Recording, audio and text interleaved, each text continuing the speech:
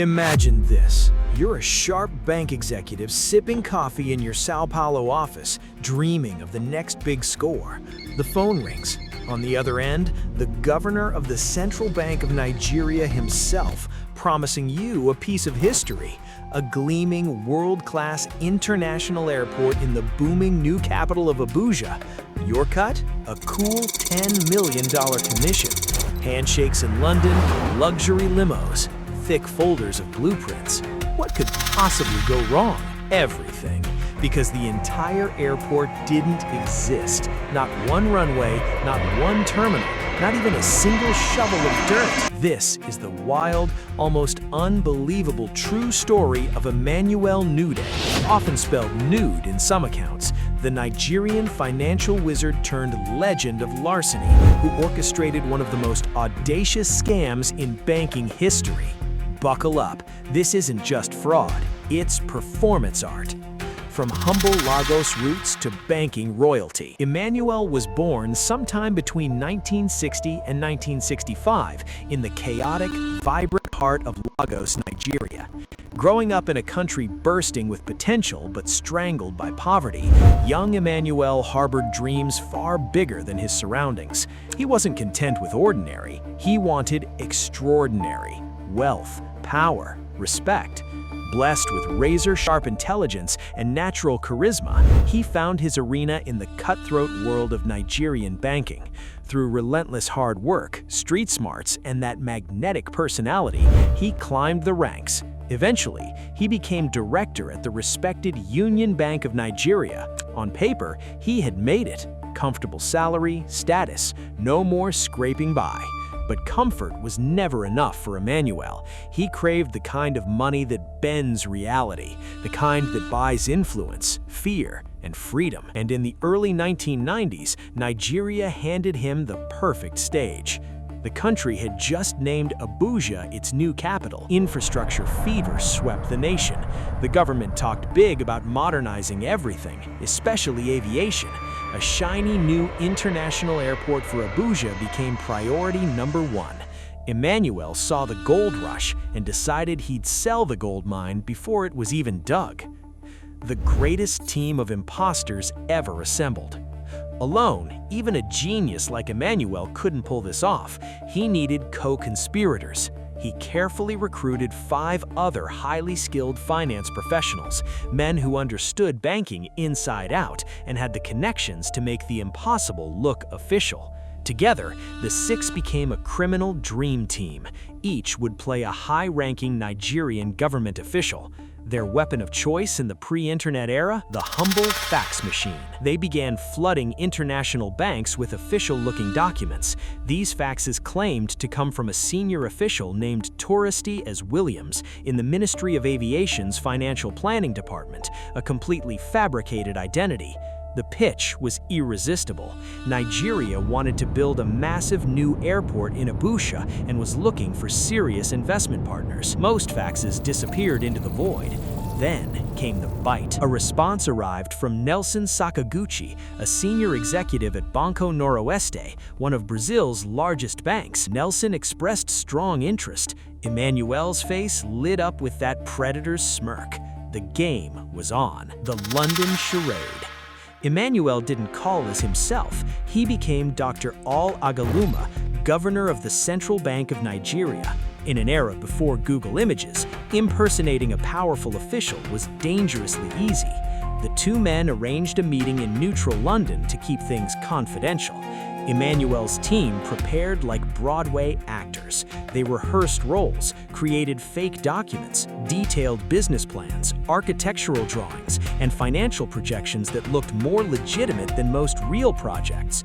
When Nelson landed, a luxury limousine whisked him to a 5-star hotel suite, all courtesy of the governor. In the meeting room, the performance began. Emmanuel, oozing authority and charm, introduced his team, the deputy governor, the director of aviation, and others. They dazzled Nelson with numbers, timelines, and visions of a futuristic airport that would transform Nigeria. Handshakes were exchanged, trust was built. Nelson was sold. Almost. When it came time to move $242 million, roughly $413 million in today's money, Nelson hesitated. His bank's management might not approve.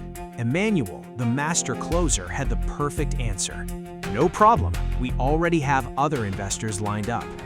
Then came the masterstroke, a personal $10 million commission just for Nelson if he could make it happen. Greed won. Nelson agreed. They shook hands on the $242 million investment. To seal commitment, Emmanuel smoothly asked for a $3 million deposit up front. It was transferred. The long con. 3 years of perfect deception. Between 1995 and 1998, Nelson dutifully wired the full $242 million in tranches across 17 different banks worldwide. To avoid suspicion, Emmanuel's team sent Nelson regular fake progress reports, contracts with suppliers, and updates on land acquisition. Meanwhile, the scammers didn't blow the money on flashy stupidity. These were intelligent criminals. They invested heavily in real estate across Nigeria and overseas, bought shares in legitimate companies, and built real, growing wealth. It was the perfect crime. For a while, the house of cards collapses. The beginning of the end came in 1998 during Banco Noroeste's acquisition by a massive Spanish bank for $500 million. Director Jamie Lopez digging through the books and discovered a black hole. Roughly a third of the bank's capital had vanished. All roads led to Nelson Sakaguchi. Confronted aggressively by Jamie, who reportedly grabbed him by the collar, Nelson finally cracked. He confessed everything: the secret airport deal, the $10 million commission, the mysterious Nigerian officials. The board was stunned. What followed was an international investigation into one of the largest banking frauds in history at the time. Tracing the money led to Nigeria, but local banks initially stonewalled, thanks to generous bribes from Emmanuel's crew. Eventually, under pressure from Western institutions, they cooperated. The identities were revealed. Nelson was arrested, charged with money laundering, and sent to prison. Emmanuel and his team, however, initially walked free due to Nigeria's weak financial crime laws at the time. Justice, Nigerian style. In 2003, a new president created the Economic and Financial Crime Commission. In 2004, 5 members of the gang were arrested. The 6th? He mysteriously died in a car crash right before the investigation heated up. Coincidence? Many still whisper about Emmanuel's ruthlessness. The trial was pure chaos. Emmanuel tried bribing jurors and officials so blatantly that the judge moved the entire case to another city. When that failed, Emmanuel arranged a fake bomb threat to evacuate the courtroom and buy time. It worked, temporarily. Eventually, facing Nelson Sakaguchi himself on the witness stand recounting the entire elaborate con, Emmanuel folded. He agreed to return $120 million plus a $10 million fine. He was sentenced to 25 years. True to form, he bribed his way out after serving less than 2 years. He even managed to recover nearly $50 million from his various investments. Not bad for a man who sold thin air. The final chapter? Emmanuel tried to live quietly, enjoying his ill-gotten luxury. But in 2016, he was back in the headlines, this time charged with murder. A land dispute with a neighboring community allegedly turned violent when he reportedly sent over 200 men to attack, resulting in deaths, including a security guard, and shots fired at police. As of the latest accounts, he sits in custody awaiting trial. But those who know Emmanuel Nude understand one thing: never count him out. The man who sold a fake airport might still have one more trick left. What a story! From the dusty streets of Lagos to London boardrooms, from fake faxes to real millions, Emmanuel Nude didn't just commit fraud, he conducted a symphonic deception that exposed how greed, ego, and charm can blind even the smartest people in the room. In a world full of ordinary grifters, Emmanuel played at a symphonic level. He didn't rob banks, he convinced banks to give him money for a dream that never existed. And somehow, he almost got away with it forever.